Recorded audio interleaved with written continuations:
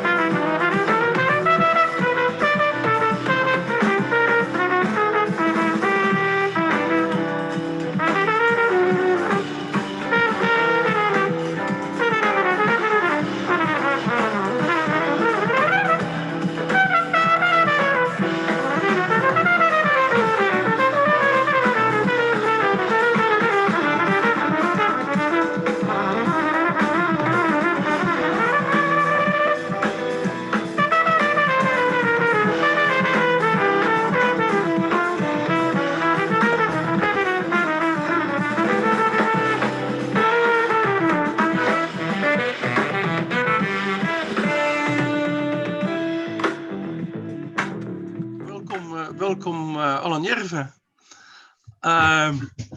It's great to hear. Just want to ask you, just to begin, can you tell us who is Allan Järve? Well, I'm a young Estonian trumpet player, not so young anymore. Actually, I turned out to 32, like on the 2nd of January, but still not too old. So for my background, I started studying the trumpet when I was 12 years old. Actually, my first teacher is right now in the meeting right now, right here.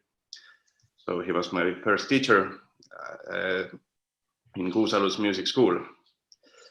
So after that, actually, he was the guy who introduced me to jazz first.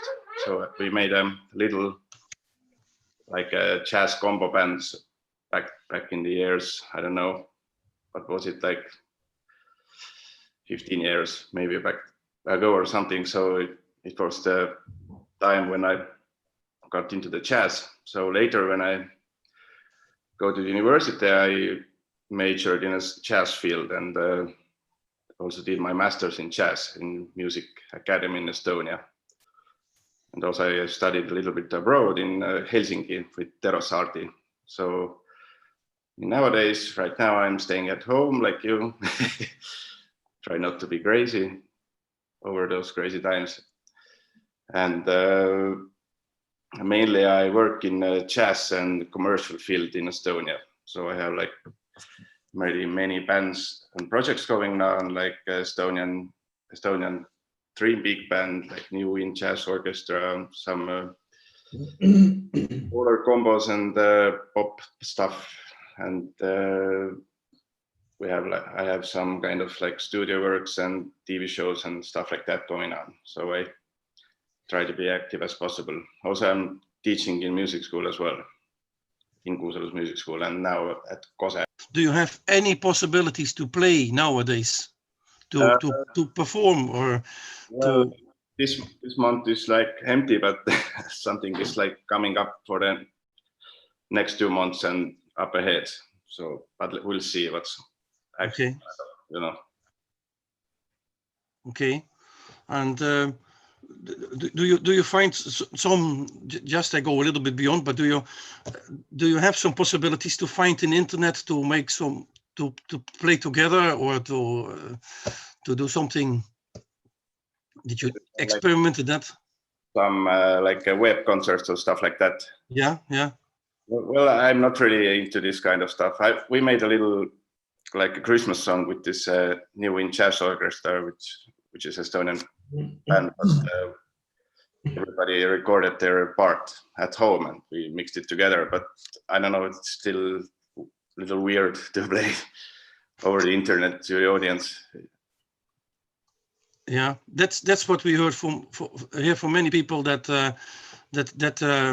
we are not too close, and the screen is actually take this physical contact away. So it's some way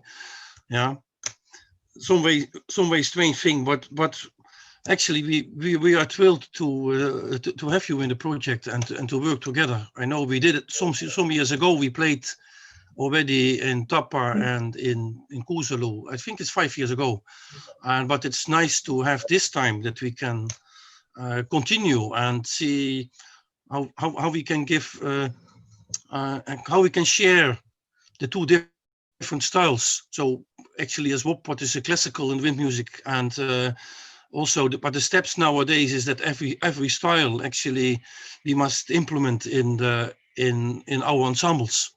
So we are very thrilled actually to have this experience. So this would be really great. So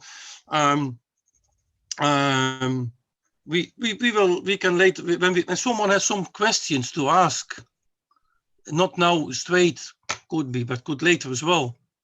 Just raise your hand or something, and we can also maybe let's talk Eric something, and then we can start conversation and something when we want to ask something about it. So it's I have a question. Yeah, Well, I see all kinds of people I don't know yet at this moment, and I'm really looking forward to meet you all, but I just don't have any clue who you all are. Can we make a round that everybody tells their instrument, or, Good. kind of things like this? Yes, okay. Okay, where should we start? I have in the screen. Ott. Yeah. My name is Ott, and I conduct also with Bert the VOP wind orchestra or wind band, and I also play on trombone in the band. I teach.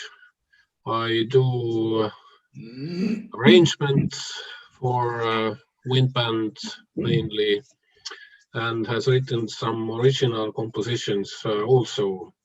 And I'm very proud to be the first teacher of Allan, of course, which Allan mentioned that this was really already 15 or more years ago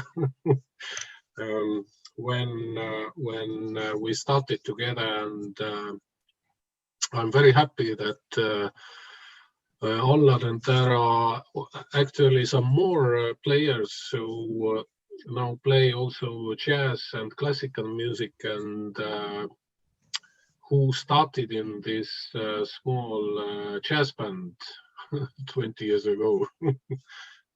This is very good. Thank you very much for attention. Thank you, Ott. Yeah, Olaf.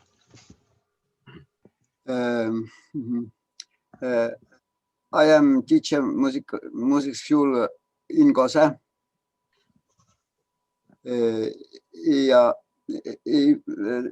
Trombone players. Okay. In VOP. Thank you. Yeah. Ele is next.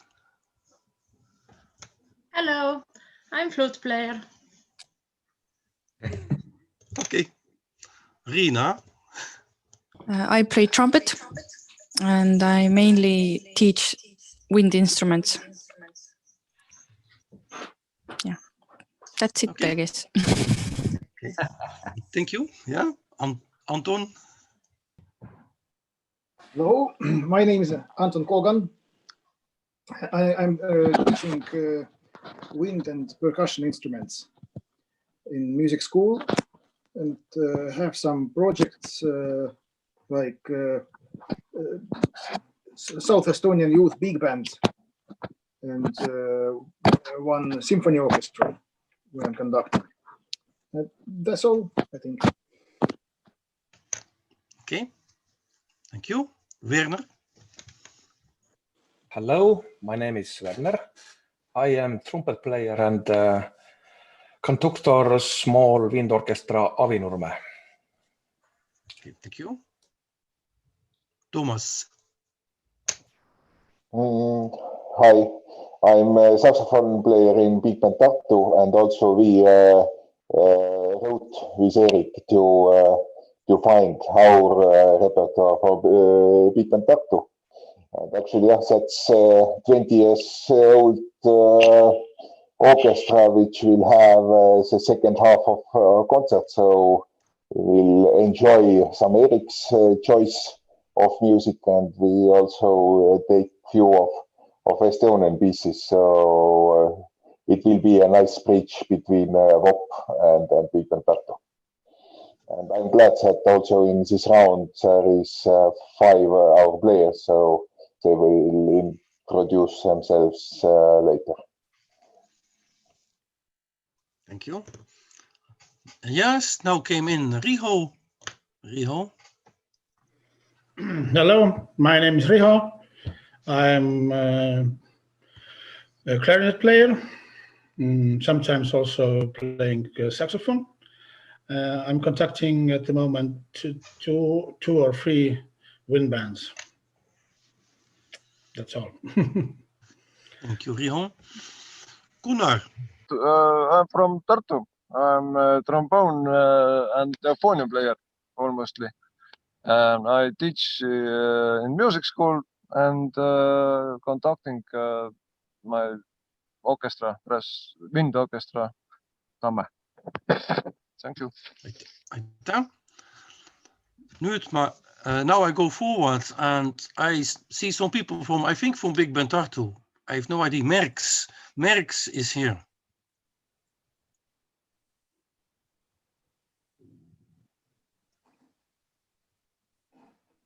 Okay, I think. Yes, Merks is from our big band and she wrote also a little hello to the chat. So she greeted us already in chat.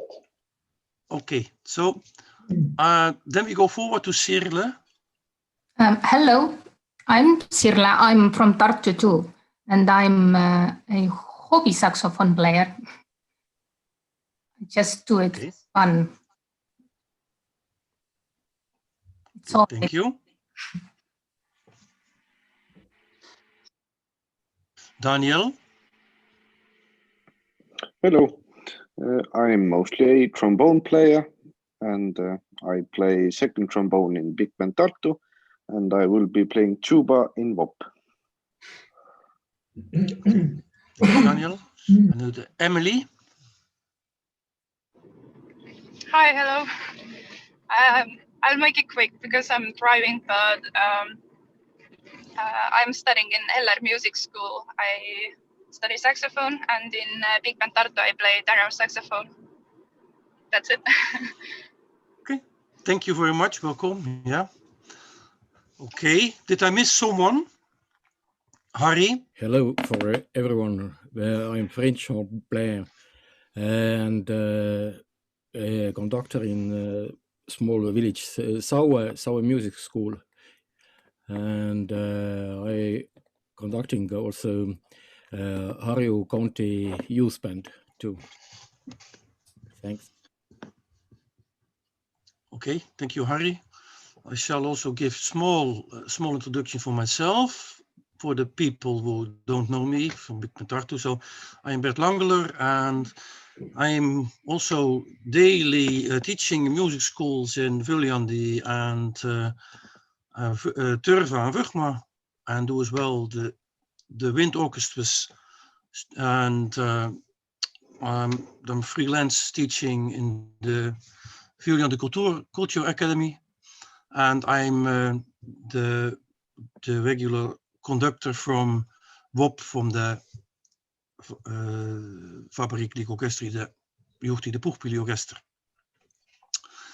So I think we have everyone had in the round. So are there some more questions in the meantime? So we're not. I think we can go forward and listen to a piece from. We will introduce Eric and.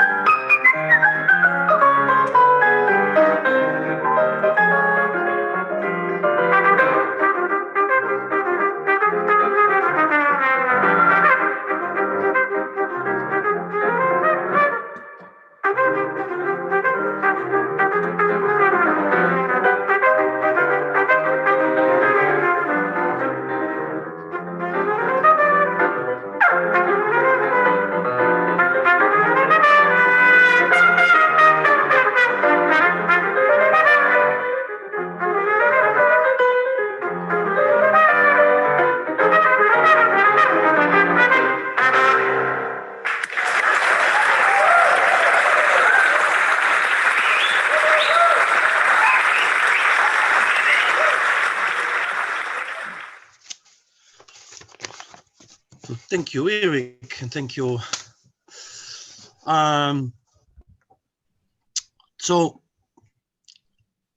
where to start? So, it's very interesting to have from different sites in the world, actually than in Europe, to have players who start to play jazz, or how you want to call it, because Eric describes himself a little bit. What I found is that he said, now, what is really jazz? Because I remember from the time, long time ago, that jazz was not really, in music schools, not really accepted, especially in my time in the music school, and Eric is almost in the same time in the music school time.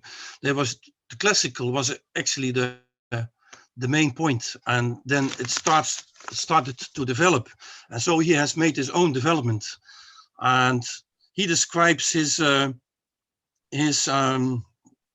road somewhere in different styles, from funk to rock, but not, is it jazz or is it no jazz? Okay, I don't want to say too much with it, but he can tell himself where his road, I think, where it all started, because we all had education on the classical way, but where came this click to go from this classical scene into this jazz scene. So there's actually, yeah, point to start. Eric. Yes. So I'm Eric, and I was raised in a province town in the Netherlands, where Bert is also from, Sertogenbosch. And so my father was, he worked in a beer factory, and my mother worked also in a factory. So nothing in the music came to me. We had guys with the golden trumpet in the Netherlands who make like kind of Dutch folk music, which is music. I don't know if you want to hear that, but I was raised with that kind of music. I never heard about Stravinsky or whatever. And then I came to I had a friend, and his father was a flute teacher, and he worked in an orchestra in that province. And that's why I went to read notes with him, because he was my friend, not because I was so interested in music or whatever, or I didn't have even a feeling with that.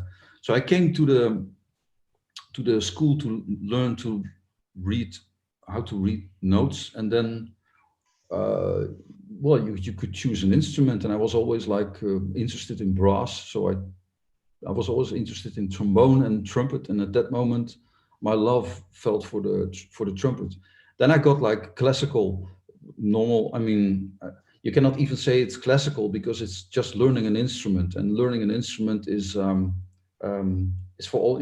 I think there's no really a difference. You have to learn how to blow the horn, and that's it. And so I learned that, and then that teacher I had, that was also the teacher from Bert, Peter van Helvoort. He studied with arranging, so he knew a little bit about chords and about improvisation, and so he learned me a little bit, and I didn't get it because I couldn't. I was like very bad at mathematics, but I was also like very not so good in understanding what chords were all about. This kind of things was very hard for me, but I did it. I just improvised, and he learned me to. He gave me some space, and then he raised a big band, and I was actually the only trumpet player who dared to improvise. And then when I was 17, only then at that age, I realized I wanted to go to the conservatory, actually very late in my life.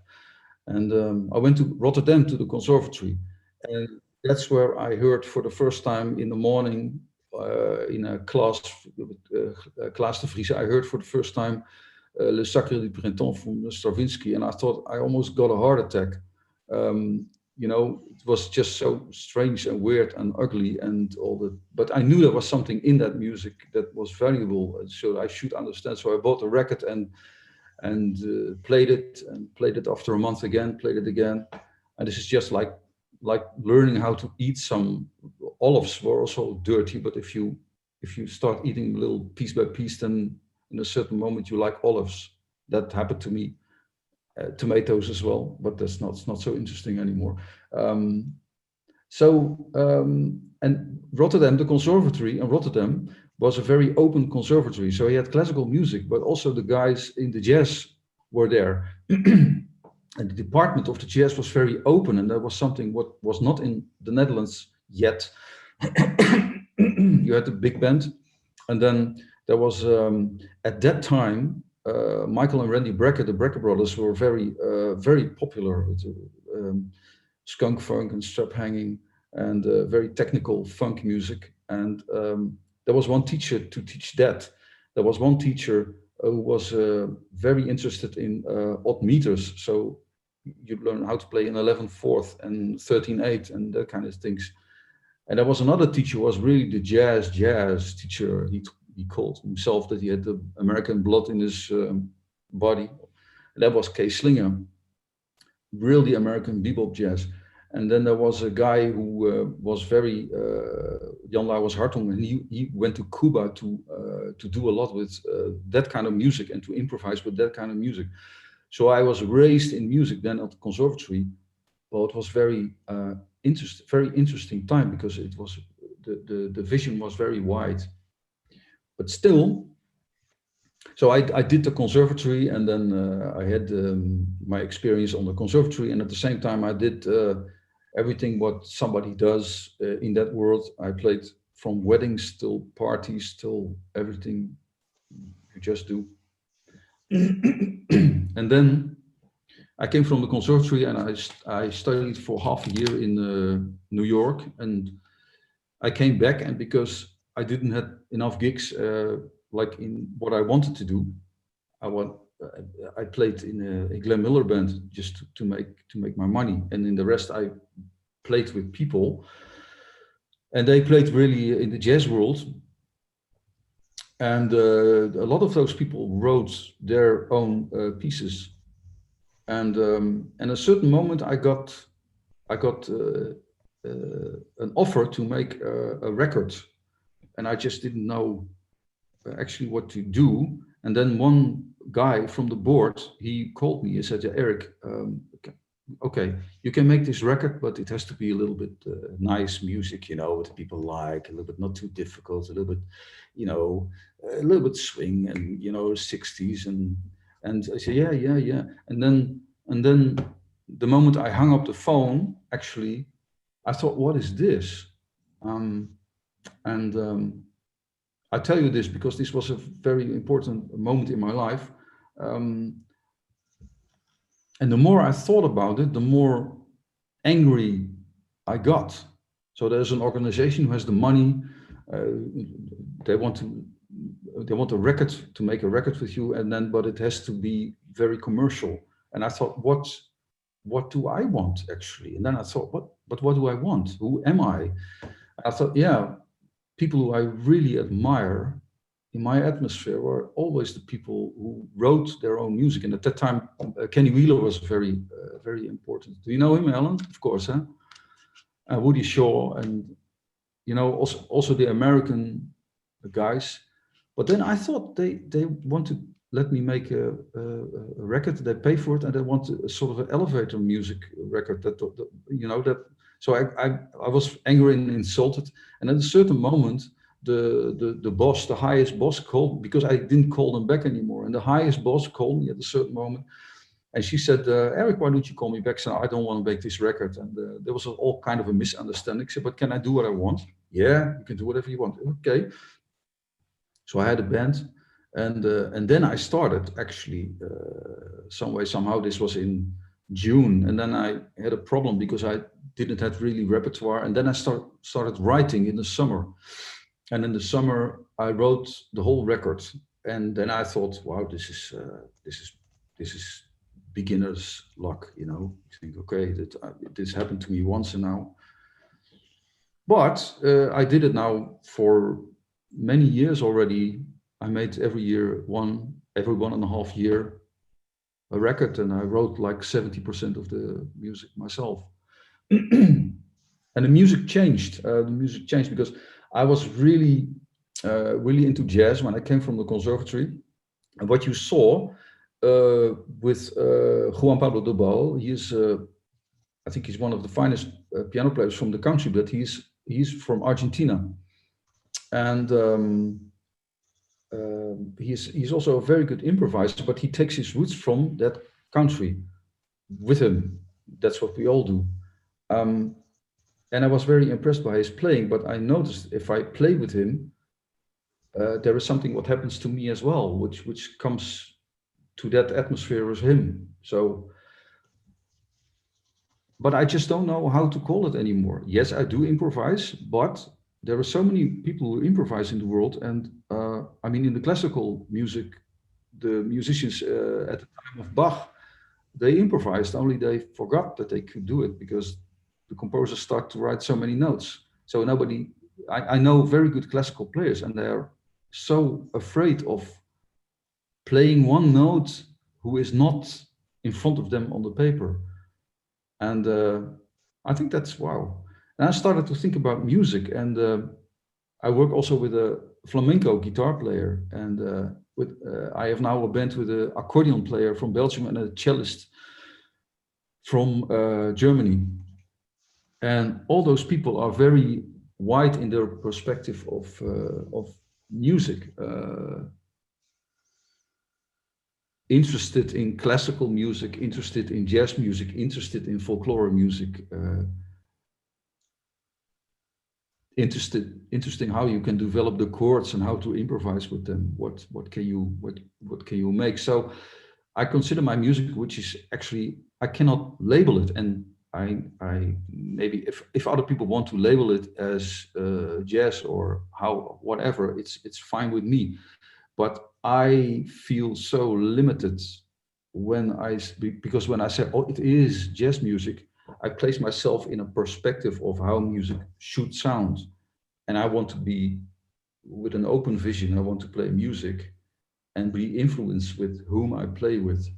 And that is becoming the story. And if that is suddenly a tango tune, then it is a tango tune. But if I have without an opinion about it on forehand, it makes me more free in what I want. So I like to call if I have to say something about my music, it is the word universal.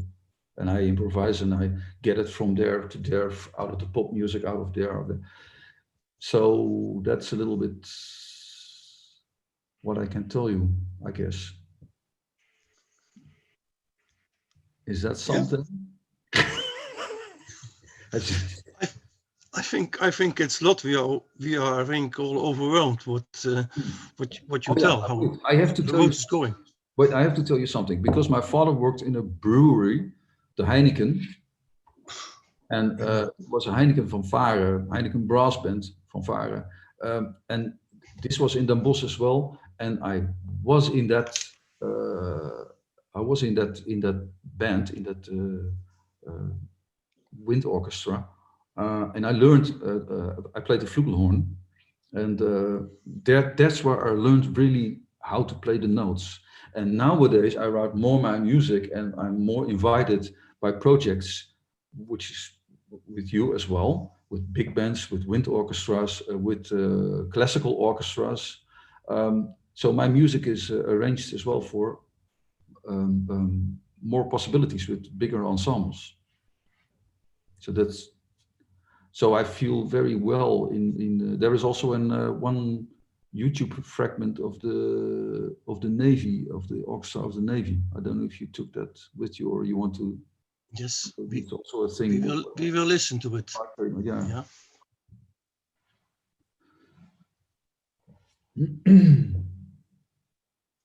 Yes. Okay. Yes, but the last thing what you said, I think we, especially for me when I came to Estonia, where the solfeggio system and everything in the music school is very strong. We never had it in the music school, the music schools in the middle of Europe, like twice a week, 45 minutes solfeggio. And we remember that these things in the middle of Europe, you have it beside your main instrument is your instrument playing. And then it's a little bit the solfeggio. When you go into an exam or you go to a professional, then you get more your solfeggio. But this is a way what is completely different. So, what just to what Eric said about this reading, and that actually we learned all with playing together, because the wind bands are very strong. This question is also always how could the wind bands so strong? Because it's actually wind bands is a family form from the roots of little places where people grow from the grandparents and the parents and the children and the grandchildren. So actually when they are born, it's already in the blood, like in Estonia in the choirs. People they grow up with choirs, and so that's what Eric said about the reading. So, but everyone's coming from a different way. So, and actually, okay, you can tell something more and there are questions. But I have one question both to Eric and also to Allan. What are your dreams for the future? Who can I give? Can I ask Allan? Yeah, a question for me. Can you repeat again? What are your dreams or your let it open, let it be open. Yeah. At one point I would like to, hopefully in near future, when those things get back to normal, to record my own CD with my own music. I have had some projects with my quintet, so I'm in progress to write some more tunes to that, and at one point I would like to record and have my own music on a CD and see where it leads to. I think in a genre wise it will be kind of like Nordic jazz mixed to maybe more with traditional jazz, like it's a mixture of my voice, I think, when you put it with my genre into words, but it might be something different, depends. I will listen to it. Can you tell something more about this Nordic jazz? Well, what it means exactly, or not exactly, or what it means in general. When you listen to players like maybe Matthias Eik from Norway, and it's like it's not too aggressive or too many notes as you compare it to bebop or something like that. It's more like it has some kind of like more, I would not say soulful, but kind of like it has some kind of like more feeling to it in a way, like more like melancholic or something like that. To me, I think. Mm-hmm. So okay. When you think in the music schools where we teach with beginners, or when you come to the second school, to Eller school or Rotsakol, what you think? How could we implement from the beginning the jazz in the improvisation style? Do you have any ideas about it? How to implement this in the school system from the beginning?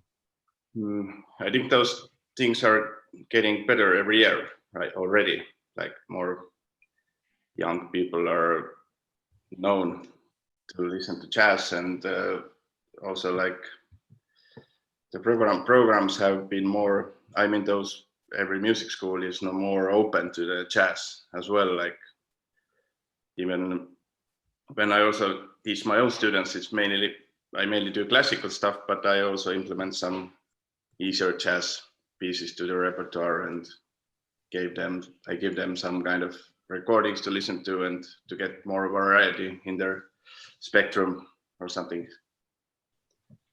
But yeah, I think most important thing to start off with is, I would think Eric would agree, is listening to the music, listening to jazz.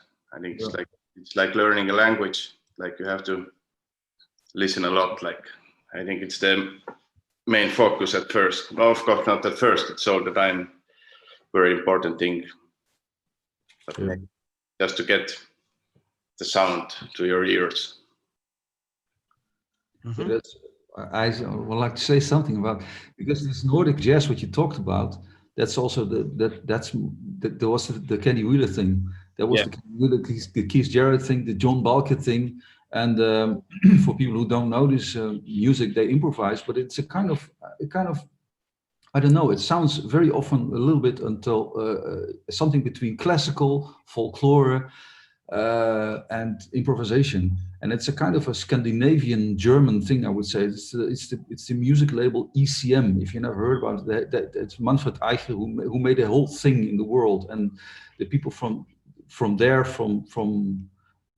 they well, you are also from there, right, or not? You're a little bit more below, huh? But especially people from Oslo, like also Matthias Eijk, they have really. It is if that whole country has a whole voice of their own, and this is kind of this music got like very famous and very much on the festivals. Besides all the American people, well, they have also the money, to send people everywhere there. But it's very nice. And I did a duo concert with John Balke, and this, yeah. It is also so amazing, what kind of voice he, for example, has. Yeah. So in the Netherlands, there is a lot of, when I studied in the Netherlands, there was a lot of, we are very American pointed.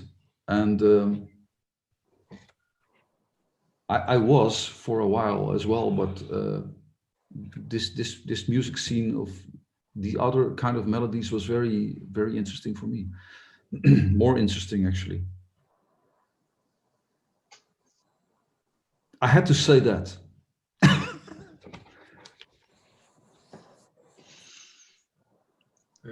Bert, can I say something also?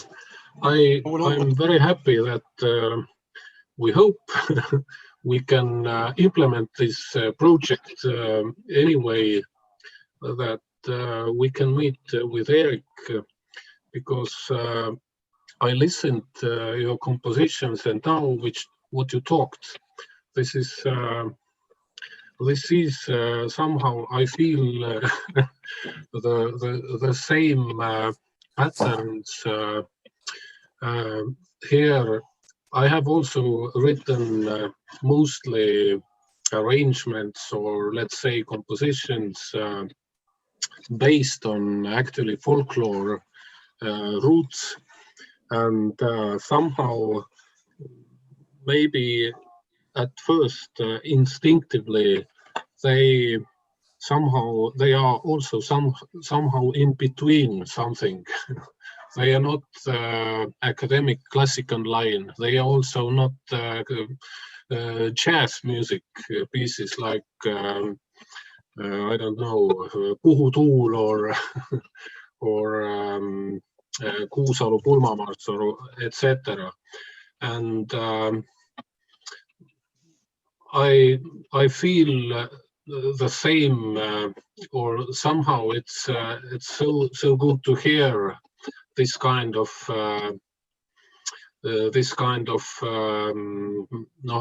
ideology, which is actually has very solid roots and a strong message. I'm so happy that we can make this project together and know the music, your music, and we hope you enjoy also Estonian music, which we will perform together during this project. So thank you so much for Bert to introducing Eric and all people here. Thank you. Thank you. What? Could I give someone more something to ask? Someone questions? Yes, many thanks for the interesting exchange of you. I have a question. What can we do today to make the project success? Is something what we now can do today? to Bert and to Allan and Eric for all. Of course, I think we just what in the very beginning I mentioned, we have plan A, and plan A is that the things happened in February, and the schedule what we have and the pieces what we have is actually one complete one package, also with the big band and also with Eric and with Allan and the two bands together. So we must think. So we don't know where we are going in the next 2 months, but we must think that it may be possible. We must bring the project to another time of the year. But I think we have all the same questions. So this is something what we must keep. We must keep the spirit and keep the program. And so I've also talked to Thomas about it.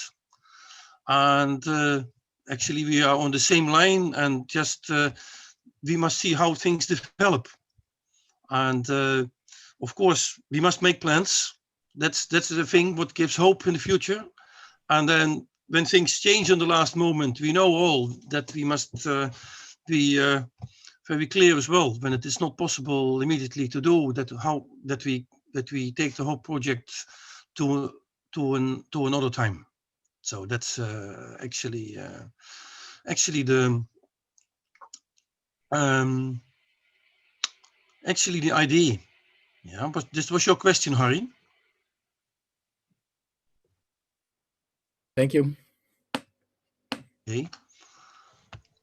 Yes, maybe I can add that yes, we discussed with Bert that we don't know how the pandemic situation will be. But still, we don't want to cancel at some moment, but just for a case, we will look another weekend for a backup.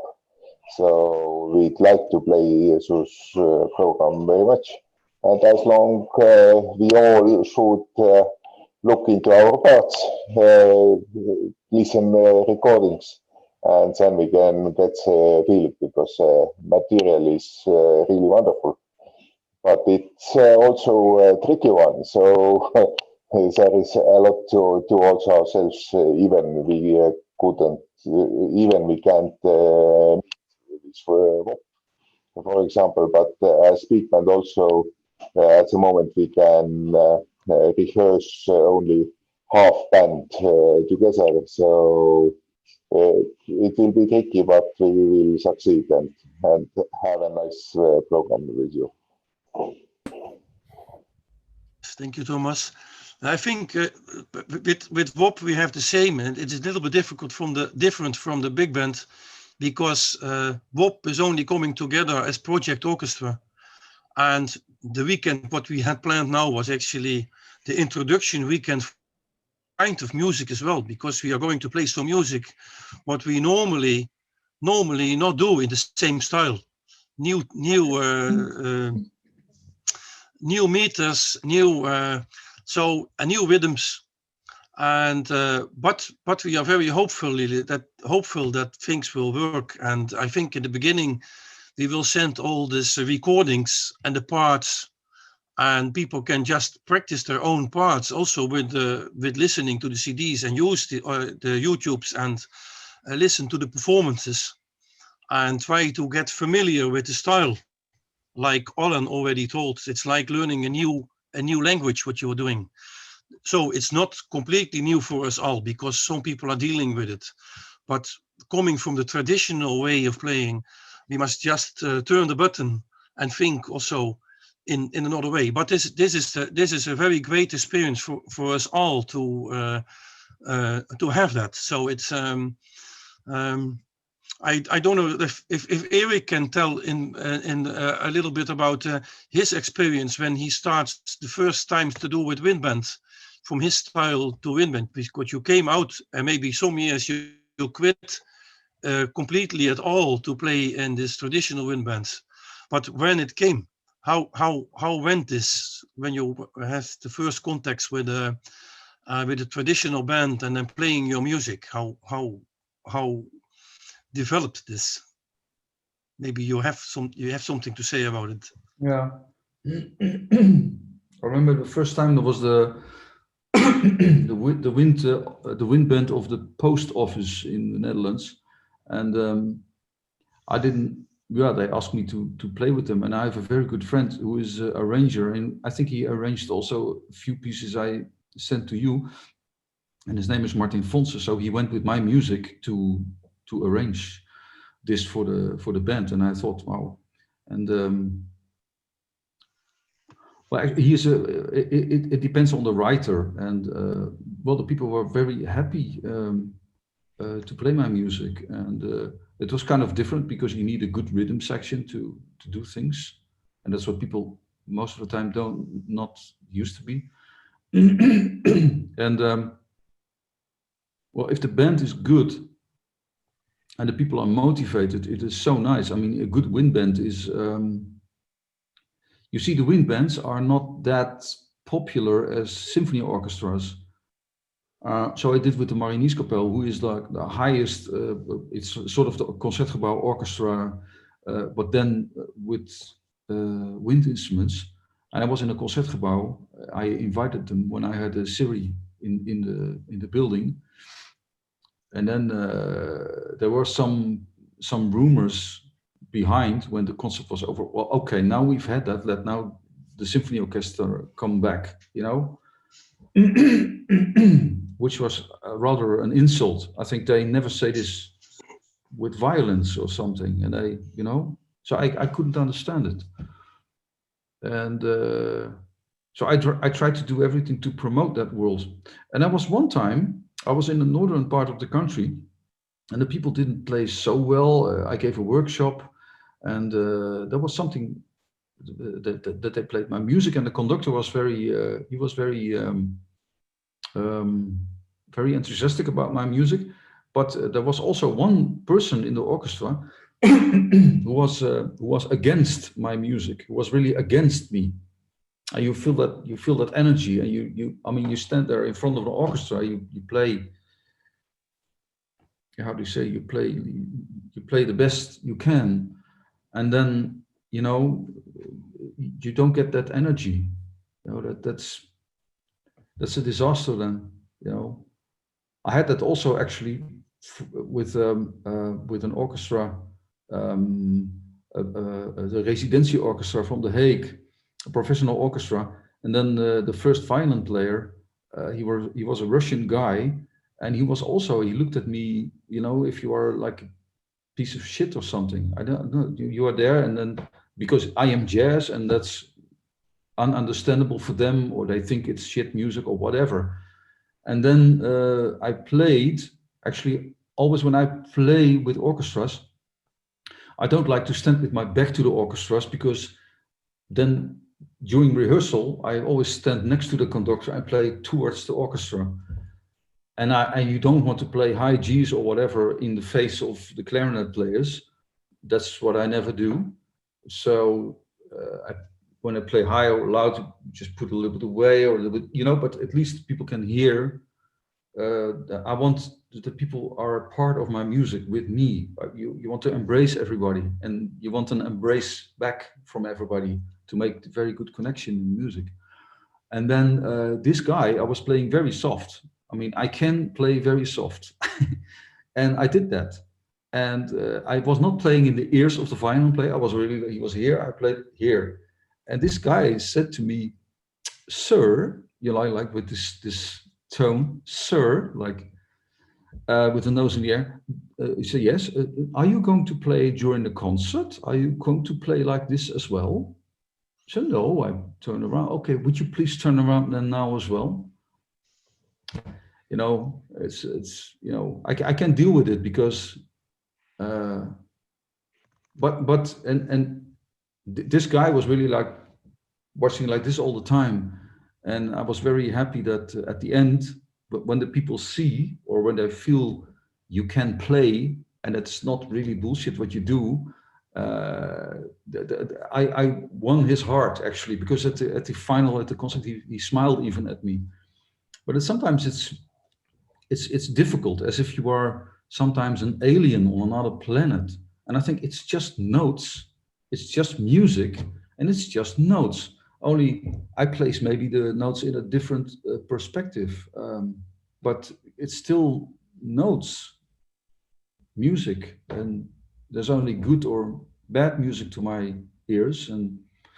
But what was the question actually? How was your connection? How was the connection to the wind bands? Oh, yeah. Most of the time it's good. Oh yeah, there was sometimes things happen and you cannot believe it. There was like the first conductor of the Marinierskapel. He was a very good conductor, but he was very classical, and he didn't understand what. Do you all understand if I say I'm playing a solo and the backings? Do you understand what I'm saying now? Can you please raise your hand? And who understands what I'm saying about the backings? Okay, not everybody, yeah?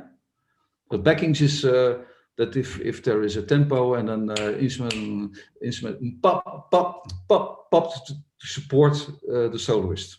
Very simple said. And then I said yeah to the conductor. Yeah, about these backings in bar such and so. I said yeah this backing yeah. And I thought, what is the matter with this communication? I think there was something. He doesn't get what I'm saying to him, or what's the matter? And then later I found out that he didn't know the words backings, but he thought the word beckons, and beckons is this in the you know. So we were like 5 minutes talking. I thought, what is this guy? What, he doesn't understand. What's happening? So that's the kind of very funny misunderstandings. Yeah, and sometimes it's very hard when you have when you need a good drummer. So when you have, so I was like actually with a good band, but there was really a kind of misunderstanding about percussion. I thought, and then somebody started to drum, and this was like a child of 4 years old on that thing, you know, and then you think, oh, wow, what am I going to do now? Because it doesn't carry the music. But in general, you have to find each other's way. And if people make themselves, or if the people, conductors and the people are accessible, you can work with them. And it's very often that the people in classical music, they make a note. Like it's always like they have to breathe and something like that, vom, you know. And but they never do. They never, you know, like that, like playing very percussive.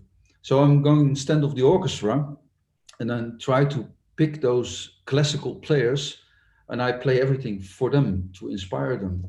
But sometimes,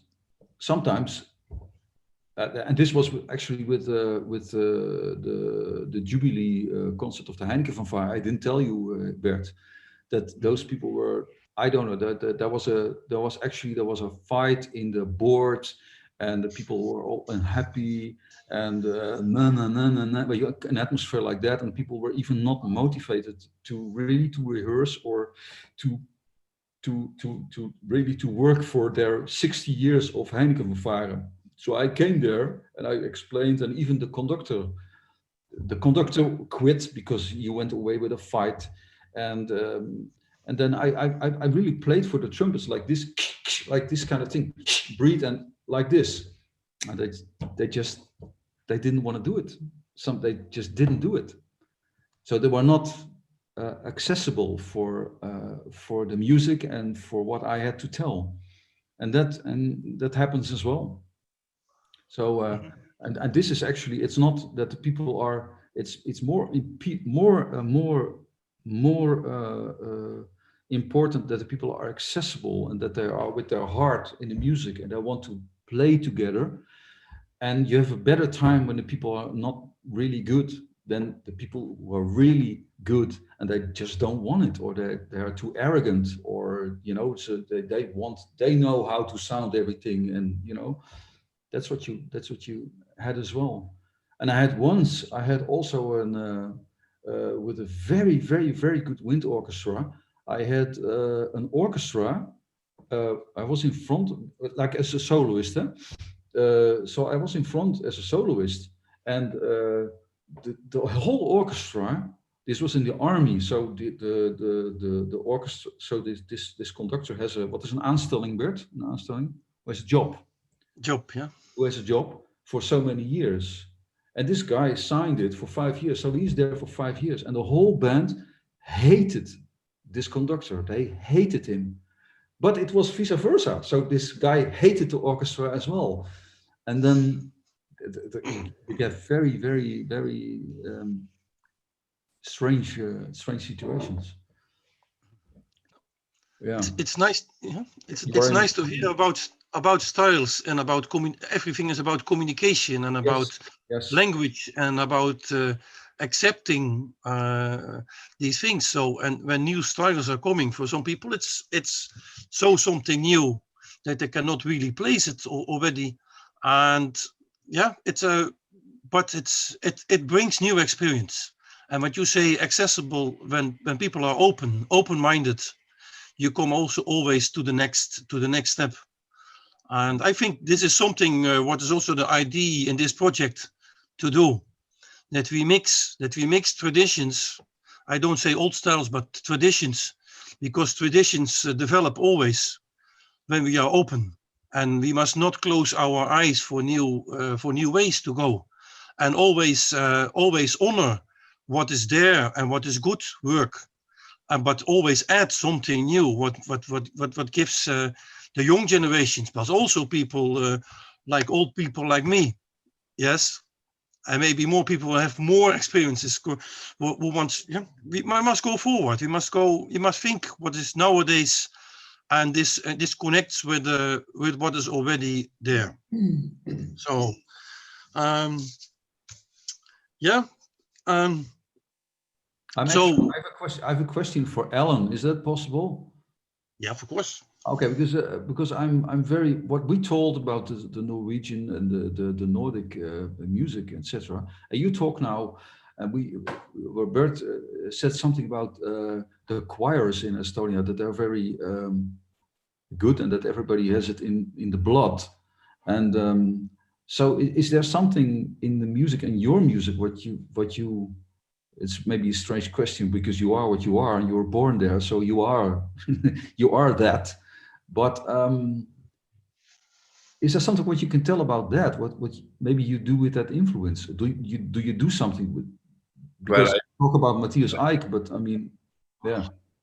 I used to be a choir singer many years. I guess even more. I think maybe for 15 years or something. I sang in different choirs, like school choirs and stuff like that. I think for a brass playing perspective, it's really good. Like if you sing, I mean, it's those two things are really connected in a way. Yeah. And then the music, yeah, from time to time, I'm still listening to some choir music, especially maybe something from Arvo Pärt and Viljandis and composers like that. And it's like, it really touches your heart, I would say. It's like soulful music. But do you write music as well? Do you write a lot? I not write a lot, but I'm writing mainly for my quintet, quintet stuff, like jazz quintet.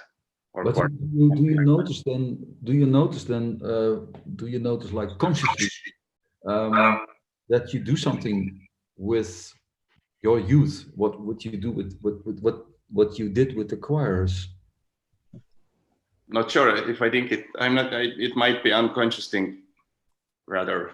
Maybe when I'm writing some melody, just maybe I'll sing it like and see how the melody goes when I try to sing it. Maybe it's like the singing part will carry on, I guess. Yeah. But not maybe in a genre wise. wouldn't say they are like similar from what I have experienced in my. I ask you this because I talked already about the Dutch folk music. This is music.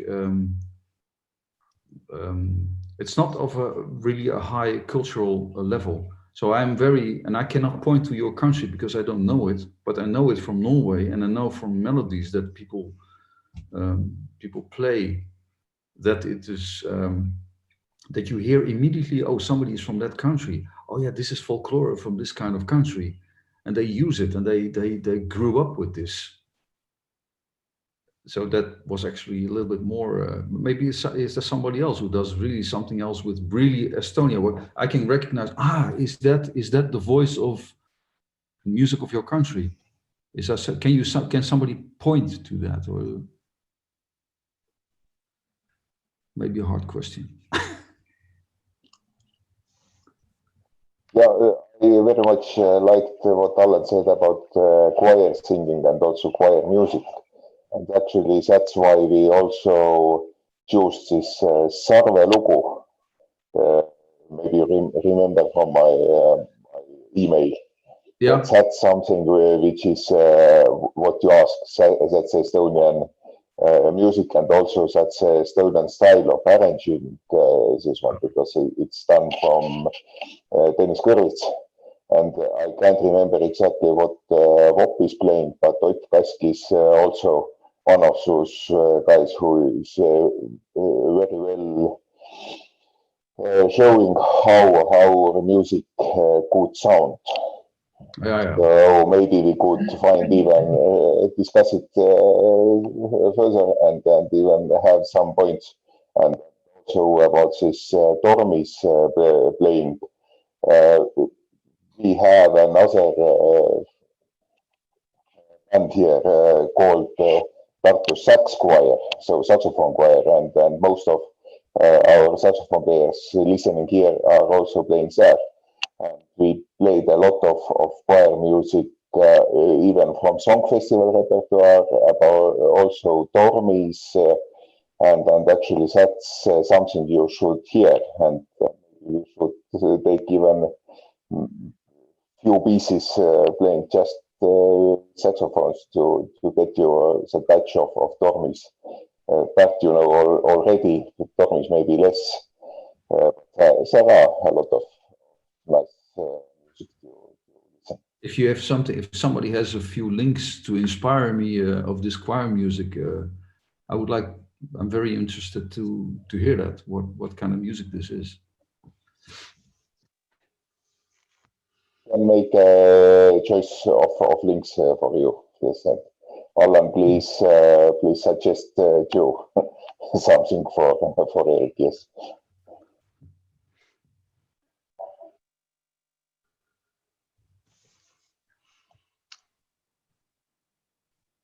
Okay. Thank you, Thomas.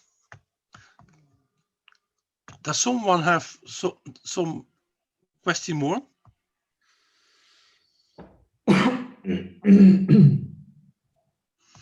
So I've one question more for Eric, but maybe could we listen to one piece with the Merwe Orkestri with Marinierskapel from the Netherlands. Harry has this file there. The piece is named Tonto. Maybe Eric can tell what it is about. Tonto, it's about, I don't know if it works in English. Do you know how, it's about the Lone Ranger.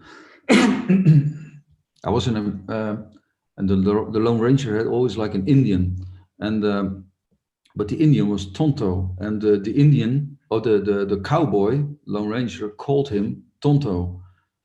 But Tonto means, means something like stupid, or you know, stupid guy, something like that. So he called him like that. That's the. I must think of if I can speak, if I can really.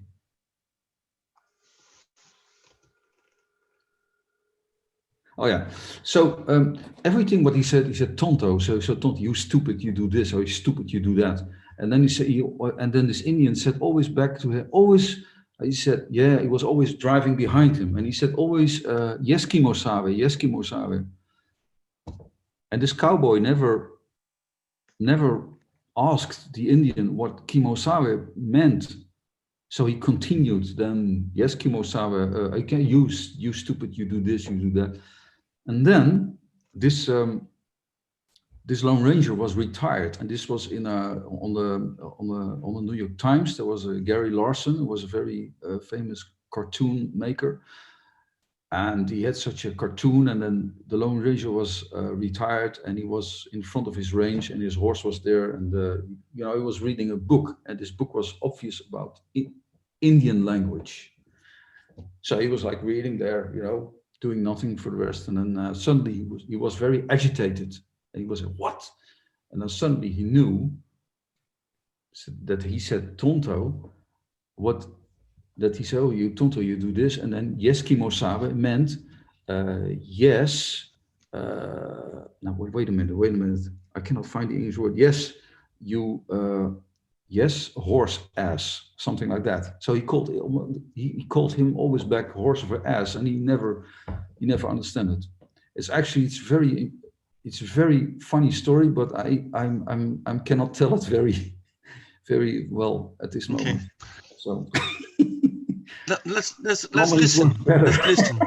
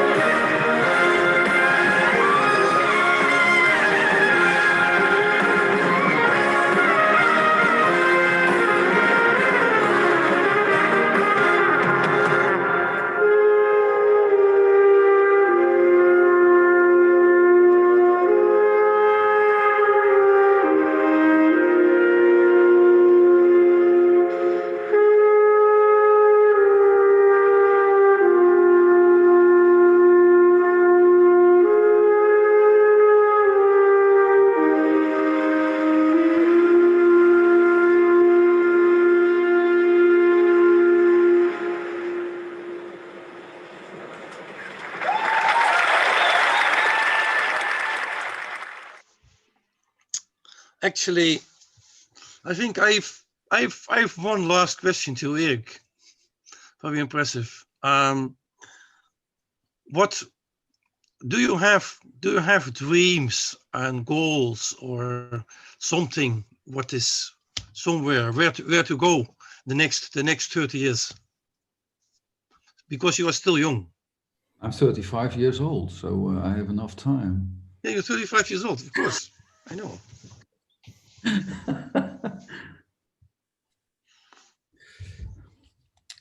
Well, as according to what Allan said, I agree totally on that. That this pandemic is disappearing very fast because I don't feel like very much of this. I agree on you as well. I don't have so much with this how do you call this?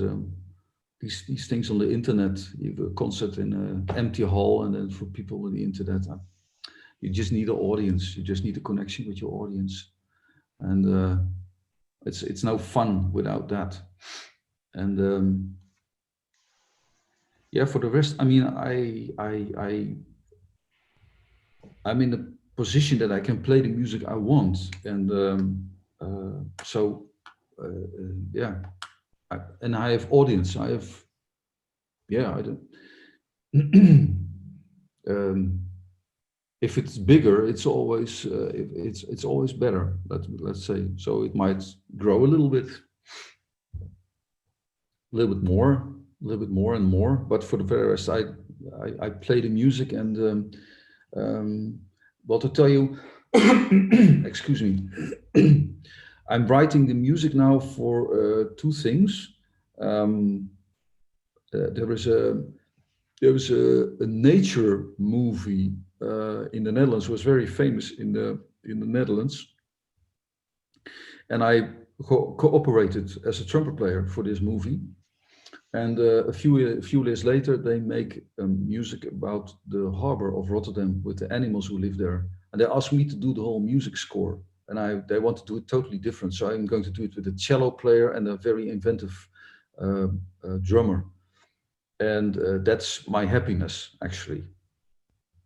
Then there is another thing. This is next month. I hope, no, it's in 2 months. I hope I will, you know, I hope I will get to that. This is a group, the brass group of the orchestra in the province of Gelderland, with the orchestra, Gelders Orkest. And I did one concert 1.5 years ago, and they asked me back. And this is for, yeah, like for a main hall, like 900 people. And they asked me to write for them, and so you work with very, very professional people from the classical world, and I make my improvisations around it, and so I can do everything what I want, and they just play it because they are very good, and they are totally open-minded for what I do, and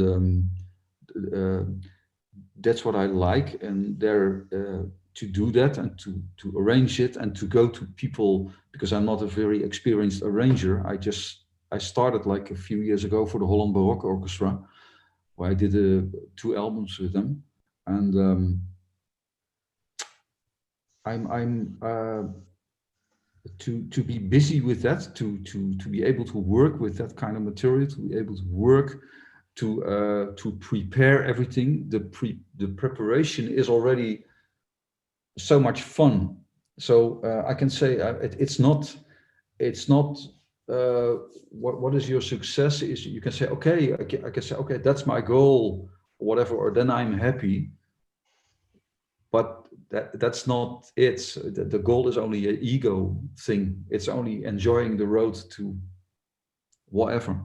So yeah, I think it's more accepting in life what's happening, and with whom you might meet. Most of the times, the things what I did, from this thing came another thing, came another. You meet that person who has another idea for a project which is new, and I'm already happy. So I hope that it continues, and I'm enjoying the ride. Okay. Thank you, Eric. I think we are going to the end of this session. So I want to thank, when there are no further questions. So I want to thank Eric. I want to thank Allan, and for the combination, I want to thank all people from VOP, from the Big Band Tartu, and Mirike, Elina, and Matti, who came later on in this video, who joined us. I think I didn't miss someone. No. So it was really happy to share the thoughts and to listen to bringing two worlds together. Actually, we are already together, but making the bridges a little bit more brings it together. So it's what is our meaning? So let's hope that we get also inspiration and we make our road to the next project all together. If the project is next month or if the project's in a little bit later, but still we have the feeling that we are connected and that we work at it during the time to make it like nice communication and happening together. So these are actually my words, and on the back side I want to thank Harry for putting this together and for the work behind to setting this up. So so thank you very much all, and enjoy the rest of the weekend, and look forward for the next time we will meet. Let's say that.